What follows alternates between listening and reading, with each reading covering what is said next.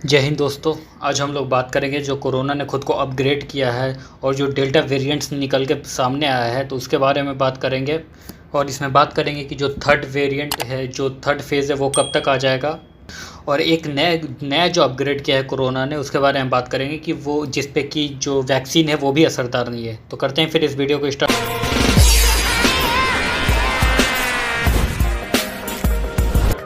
निकला तो ये शुरू में था वुहान शहर से, जो कि चाइना में है, बट ये जैसे जैसे पूरी तरह से फैलता गया अलग अलग शहरों में, तो ये खुद को अपग्रेड करता गया, अलग अलग वर्जन निकलते गए इसके। तो इस कोरोना का जो लगातार चेंज होता है तो इसको म्यूटेशन बोलते हैं या इसका वेरिएंट बोलते हैं, जो नया वर्जन निकल के आया है इसका। तो ज़रूरी नहीं है कि जो कोरोना है वो खुद को मतलब बढ़ाए तो वो दूसरा जो वर्जन उसका आएगा वो सेम ही होगा बिल्कुल। उसमें कुछ जेनेटिक जो है वो डिफरेंस भी आते हैं। जैसे ही कि एक आम इंसान को ले लो कि अगर पिता है तो उसके कुछ लक्षण जो है वो उसके बच्चे में आते हैं, तो वैसे ही कोरोना सेम टू सेम है कि जो कुछ लक्षण है वो उसमें रहते हैं। और इस बार क्या हुआ है कि वो जो चेंजेस हैं, जो एक पूरा का ही पूरा चेंज हो गया है। इसमें सारे जो वेरिएंट है वो ख़तरनाक नहीं होते, बट जो कुछ वेरिएंट है वो बहुत ज़्यादा खतरनाक होते हैं। जैसे कि ब्रिटेन में पाया गया B117, साउथ अफ्रीका में पाया गया B1351, ब्राज़ील में पाया गया P1, इंडिया में पाया गया B16172। ये जो है उनका जेनेटिक कोड है, जो कि मैंने आपको बताया कि P1, B11 ये सब जो है उनका जेनेटिक कोड है। अब ये जो नाम है, जो कोडवर्ड है, ये तो लेने में बहुत डिफ़िकल्ट है, तो इसलिए कंट्रियों ने क्या करा कि नाम देना स्टार्ट किया कि भाई ये जो ब्रिटेन का कोरोना है, ये इंडिया का कोरोना है, ये साउथ अफ्रीका का कोरोना है। तो ऐसे करते करते नाम देने लगे, जिससे कि सारे देशों को भी ऐतराज़ होने लगा। और जो चाइना से जो कोरोना निकला था उसका जो कोडवर्ड था वो था G614। और इनके जो देश के नाम पे बोला जा रहा था कि इस देश का कोरोना है, उस देश का, तो इनको भाई ऐतराज़ हुआ, तो ये चले गए WHO में, वहाँ पे शिकायत करी। तो इसलिए क्या WHO ने क्या किया कि इनका एक नाम दे दिया, एक नाम अलर्ट कर दिया कि जो साइंटिफिक लोग हैं वो तो यही कोडवर्ड ही यूज़ करेंगे, बट जो कॉमन लोग हैं, जो आम इंसान के लिए नाम इनको दे दिया गया। तो इसलिए जो ब्रिटेन में पाया गया उसको अल्फ़ा वेरिएंट बोल दिया गया, जो साउथ अफ्रीका में पाया गया उसको बीटा वेरिएंट बोल दिया गया, जो ब्राज़ील में पाया गया उसको गामा वेरिएंट, और इंडिया में दो वेरिएंट पाए गए थे जिसका नाम पड़ा एक डेल्टा और एक कप्पा वेरिएंट। और भारत में जो सबसे ज़्यादा खतरनाक है तो वो डेल्टा वेरिएंट है। ये इतना तबाही मचाया इसने सेकंड फेज़ में कि कितने युवाओं तक को भी इसने कैप्चर कर लिया। जो कि फर्स्ट जो आया था वो मतलब वो बूढ़े लोगों पे करता था, अब इस बार तो युवाओं को भी नहीं छोड़ा इसने। एक तो डेल्टा वेरिएंट ने तबाही मचा ही रहा था ये। अब एक और नया वेरिएंट आया है भारत में जो पाया गया है, जिसका नाम है डेल्टा प्लस वेरिएंट। और ये इतना खतरनाक है, इसके ऊपर वैक्सीन भी काम नहीं कर रहा। तो इसीलिए लोगों को वैक्सीन लेना बहुत ज़रूरी है, ताकि वो कोरोना के जो डिफरेंट मोड आ रहे हैं उससे कम से कम बच सकें। इसलिए मेरा सजेशन है कि अभी आप लोग वैक्सीन रखिए, ले लीजिए, ताकि आगे के लिए सेफ़ हो, क्योंकि अभी ये कोरोना जो है वो खुद को अपग्रेड करता जाएगा। और साइंटिस्ट जो है वो ये बोल रहे हैं कि जो डेल्टा प्लस वेरिएंट है वो बहुत कम देखा गया है। बट अगर बात करें बहुत कम देखा जाने का, तो डेल्टा वेरिएंट भी तो नवंबर दिसंबर में हमने कहा गया था कि बहुत कम देखा गया है, बट आखिर आके ये सेकंड फेज़ में तो पूरा तबाही मचा ही गया। तो क्या पता है इसका भी ये वैसे ही वास्ट तरीके से फैले, फिर ये तो एक अलग ही लेवल का और तबाही मचाएगा। तो अंदाज़ा ये लगाया जा रहा है कि जो अक्टूबर से और नवंबर है, इसके बीच में जो है वो थर्ड वेव आएगा। तो उस समय तक उतना घबराने की ज़रूरत नहीं है, क्योंकि हॉस्पिटल में बहुत ज़्यादा हद तक बेड भी रहेगा और बहुत ज़्यादा लोगों को वैक्सीन भी पड़ चुका रहेगा। और अगर रही बात ऑक्सीजन की, तो वो सेकेंड वेव में बहुत गवर्नमेंट संभल चुकी है। सेकेंड वेव के दौरान वो ऑक्सीजन की भी कमी नहीं रहने वाली है, क्योंकि गवर्नमेंट ऑक्सीजन की जो चैन बना के वो एक जगह पर रख रही है। और ये भी कहा जा रहा है कि एक अनुमान लगाया जा रहा है कि नवंबर के महीने तक लमसम 70 से 75 करोड़ लोगों को वैक्सीनेट कर दिया जाएगा। तो ये एक बहुत अच्छी बात हो जाएगी उस टाइम तक। अगर 100 साल पीछे की बात कर ले तो जो हमारे स्पेनिश फ्लू आया था, तो उसमें भी जो 3 वर्जन आए थे, जिसमें कि सेकंड जो वर्जन आया था, सेकंड वेव आया था, वो बहुत ख़तरनाक था। और इसमें भी आपने देखा कोरोना में जो फर्स्ट वेव उतना नहीं खतरनाक था, बट जो सेकंड फेज़ आया ये बहुत ज़्यादा खतरनाक था। तो कहा यह जा रहा है कि जैसे वैक्सीन की कमी हो गई है, बट भारत की जो 6 कंपनियां हैं उन्होंने मतलब वो कॉन्ट्रैक्ट ले रखा है कि स्पुतनिक जो वैक्सीन वो लोग बनाएंगे, 6 कंपनियां मिलकर बनाएंगे स्पुतनिक वैक्सीन।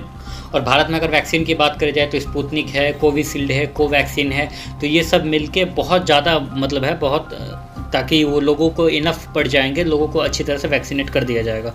अगर हम कोवैक्सीन की बात कर ले कि कोवैक्सीन एक अगर डोज पड़ रहा है तो उसके 28 दिन बाद आपको दूसरा डोज पड़ेगा कोवैक्सीन का, अगर आप कोवैक्सीन ले रहे हैं फर्स्ट डोज में तो। और अगर आप स्पुतनिक ले रहे हैं तो स्पुतनिक अगर एक डोज एक दिन ले लिए तो उसके सीधे 21 दिन बाद आपको जो है वो सेकेंड डोज मिलेगा।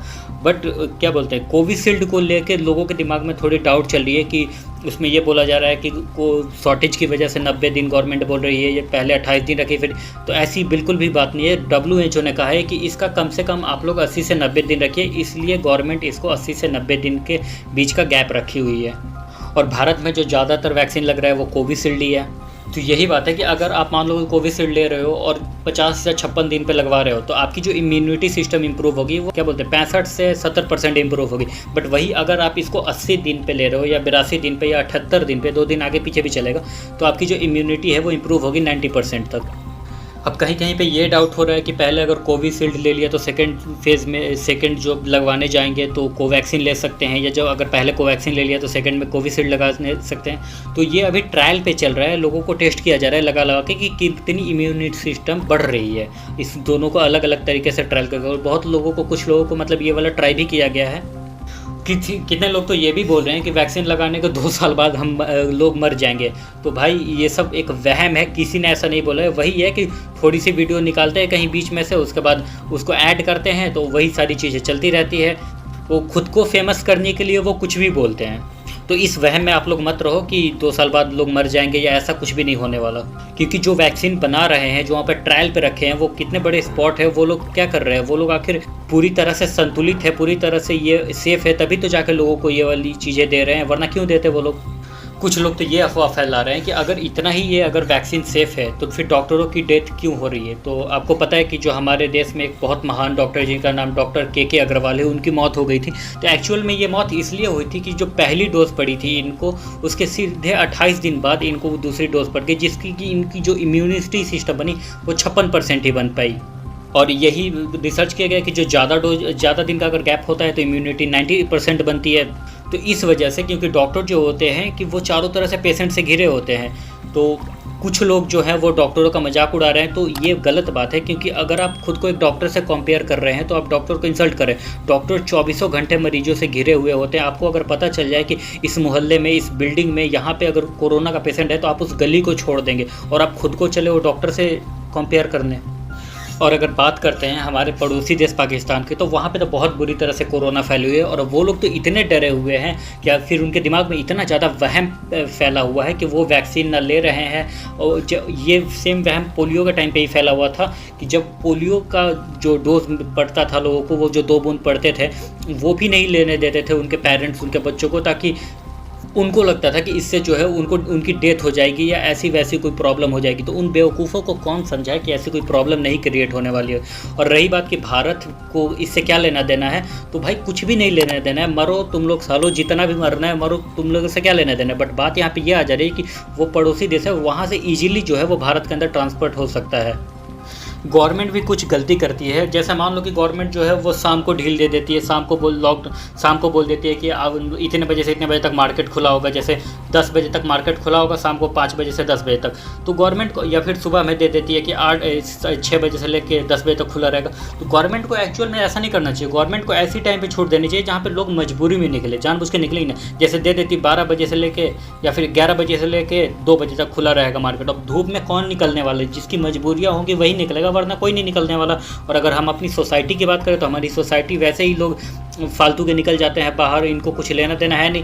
तो ऐसे टाइम पे गवर्नमेंट छूट देती जिस टाइम पे लोग मजबूरियों में निकलते, जानबूझ के नहीं निकल पाते। और गवर्नमेंट ये स्टेटमेंट देती है कि देखिए बहुत ज़रूरी हो तब निकलिए। भाई यहाँ पे लोग अपने घर वालों के बात नहीं सुनते, तुम्हारी बात कहाँ से सुन लेंगे। तो ऐसी टाइम पे छूट देना चाहिए गवर्नमेंट को कि जहाँ कड़क की धूप हो, 11 से 2 का टाइम जहाँ पे धूप है, लोग निकलेंगे ही नहीं कहीं पे। जिनकी मजबूरियाँ होंगी वही निकलेंगे। उस टाइम पे बोलने की भी ज़रूरत नहीं है, बोल देता कि जाओ जिसको निकलना है निकलो। तो कौन निकलने जाने वाला है धूप में, कोई नहीं निकलने वाला। कुछ गधे तो ऐसे भरे पड़े हैं कि जो वैक्सीन से ऐसे बोल रहे हैं कि भाई हमारी मर्जी, हम वैक्सीन लगवाए या ना लगवाए। अरे यार, उनको कौन समझाने जाए कि वैक्सीन तू नहीं लगवाएगा तो तेरे को थोड़ी ना प्रॉब्लम होने वाली है। प्रॉब्लम तो उन आम इंसान को होगी जिसके साथ तू रहेगा, तेरे घर वाले को होगी प्रॉब्लम। ऐसे लोगों को ऐसी पनिशमेंट करनी चाहिए ना कि गवर्नमेंट की जितनी भी वो लॉ है उनके ऊपर इम्प्लीमेंट ही मत करो। जितनी भी, जैसे बिजली गवर्नमेंट सप्लाई कर रही है, ऐसी जो भी सप्लाई है ना, सब बंद कर दो वैसे घर में। तो पहले तब जाके इनके अकल ठिकाने आएंगे कि वैक्सीन कितना ज़रूरी है और कितना नहीं। तो आई थिंक कि आपको ये वीडियो नॉलेजेबल भी लगा होगा और इंटरेस्टिंग भी लगा होगा। तो फिर मिलते हैं नेक्स्ट वीडियो में। जय हिंद।